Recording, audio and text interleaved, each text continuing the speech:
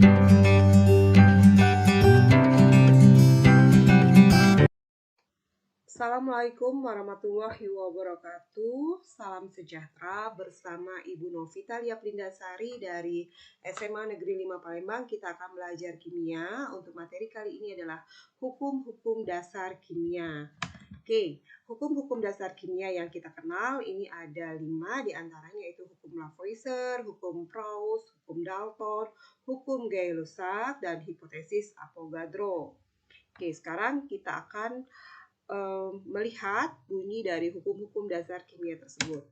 Yang pertama adalah hukum kekekalan massa atau hukum Lavoisier yang berbunyi di dalam suatu reaksi kimia, massa zat-zat sebelum reaksi sama dengan massa zat sesudah reaksi. Dan hukum perbandingan tetap atau kita kenal dengan hukum Proust itu berbunyi perbandingan massa unsur-unsur penyusun senyawa selalu tetap.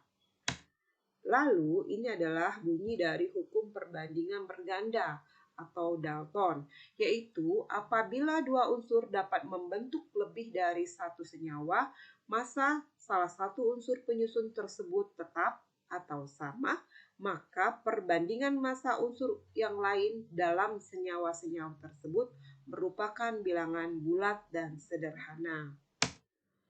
Nah, ini adalah bunyi dari hukum perbandingan volume atau Gay-Lussac, yaitu pada suhu dan tekanan tetap, volume gas-gas yang bereaksi dan volume gas-gas hasil reaksi berbanding lurus dengan koefisien reaksinya sebagai bilangan bulat dan sederhana. Nah, ini adalah bunyi hipotesis Avogadro. Pada suhu dan tekanan sama, gas-gas yang volumenya sama mengandung jumlah molekul yang sama. Oke, kita lanjutkan untuk membahas. Pada video kali ini, kita akan bahas 2 hukum dasar kimia, yaitu hukum kekekalan massa atau hukum Lavoisier dan hukum Proust ya. Nah, ini adalah salah satu contohnya. Kalau massa besi di 21 gram, maka kita bisa menentukan massa belerang apabila diketahui massa besi belerang. Artinya sebelum bereaksi sama dengan sesudah reaksi. Sesudah reaksi adalah bunyi hukum kekekalan massa. Jadi bisa kita langsung kurang saja ya, 33 dikurang 21 menjadi 12 gram. Oke, kita lanjutkan lagi. Nah, ini adalah penerapan hukum perbandingan tetap atau Proust. Kalian bisa perhatikan di sini kita langsung diperlihatkan bahwa perbandingan massa karbon dan massa oksigen sebagai unsur yang sebelum bereaksi. Kemudian ini adalah massa karbon dioksida yang sesudah bereaksi. Kita bisa langsung tambahkan saja 3 ditambah 8 menjadi 11. Nah, bagaimana kalau massa karbonnya 1,5 gram? Kita bisa menentukan massa oksigennya dan massa karbon dioksidanya berapa. Nah, dengan cara kita menghitung dulu molnya. Kalian harus tahu ya bahwa untuk menghitung mol adalah rumusnya massa dibagi dengan massa atom relatif atau massa molekul relatif. Kebetulan di sini kita ambil massa atom relatif karena di sini adalah unsurnya ya atau atomnya C dan O. Ini datanya dari tabel periodik ya atau bisa dilihat dari data sumber lainnya ya. Sehingga mol karbon adalah 3 dibagi 12 yaitu 0,25 dan mol oksigen adalah 8 dibagi 8 yaitu 1. Kalau kita bandingkan 0,25 berbanding 1 itu sama juga dengan 1 berbanding 4. Nah, bagaimana kalau massa karbonnya diketahui 1,5 gram? Kita cari dulu molnya yaitu menjadi 0,125. Karena perbandingannya tetap, kalau seandainya karbonnya 0,125 maka berapa mol O-nya? Nah, karena 1 berbanding 4, kalau 1 menjadi 0,125 itu 1 dibagi 8, maka 4 ini juga kita bagikan 8, dapatlah 0,5. Sehingga mol O-nya 0,5. Nah, 0,5 mol ya. Nah, kita bisa mencari massa O-nya atau massa oksigennya, yaitu mol dikali AR atau massa atom relatif dari oksigen. 0,5 dikali 8 menjadi 4 gram.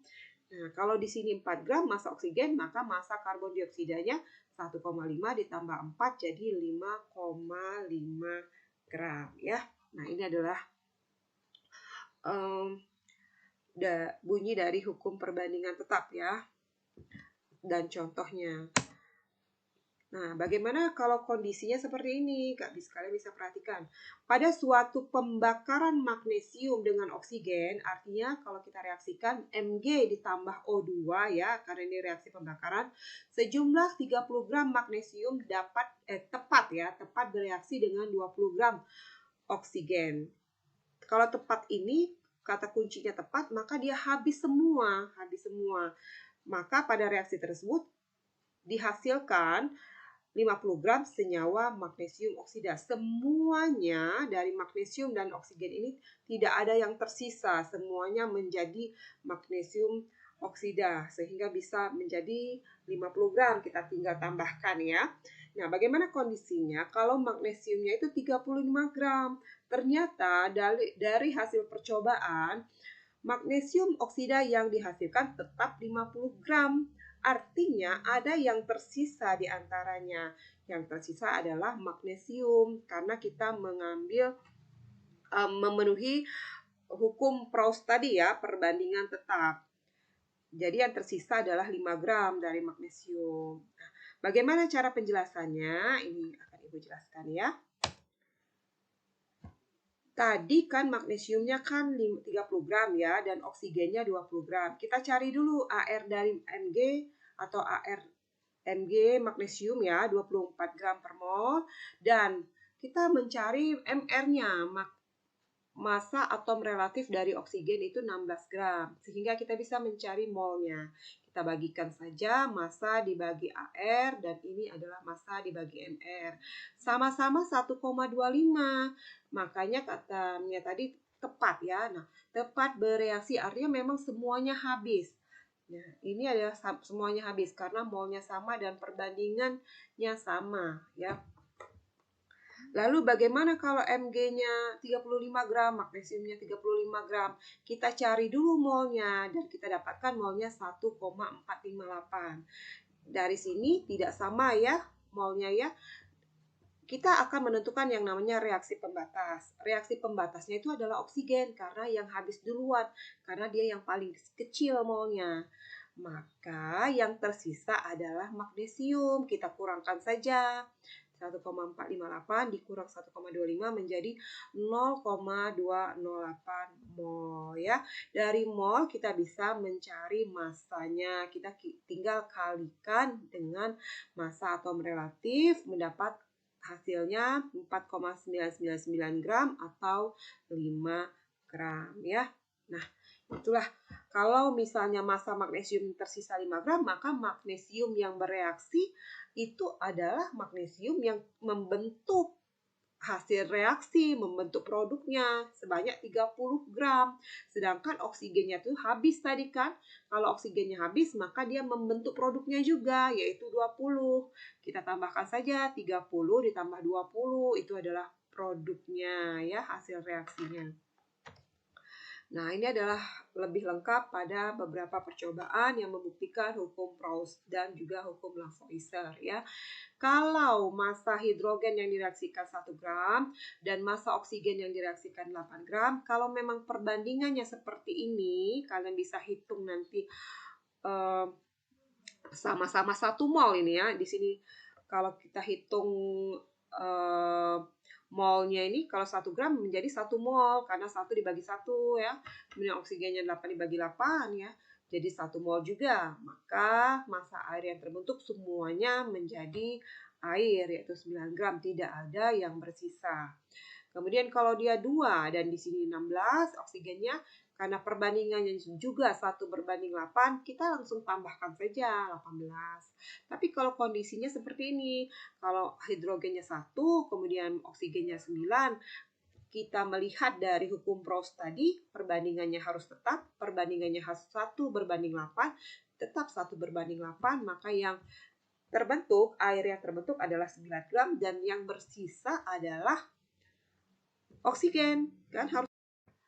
Nah, kalau melihat dari percobaan yang keempat, kalau misalnya massa hidrogennya 2 gram, sedangkan massa oksigennya 8 gram, berdasarkan hukum Raoult tadi, perbandingan tetap ya, maka yang bersisa adalah hidrogen, karena perbandingannya 1:8. Begitu juga kalian bisa perhatikan pada percobaan yang kelima dengan yang keenam, dengan masing-masing massa hidrogen dan massa oksigen.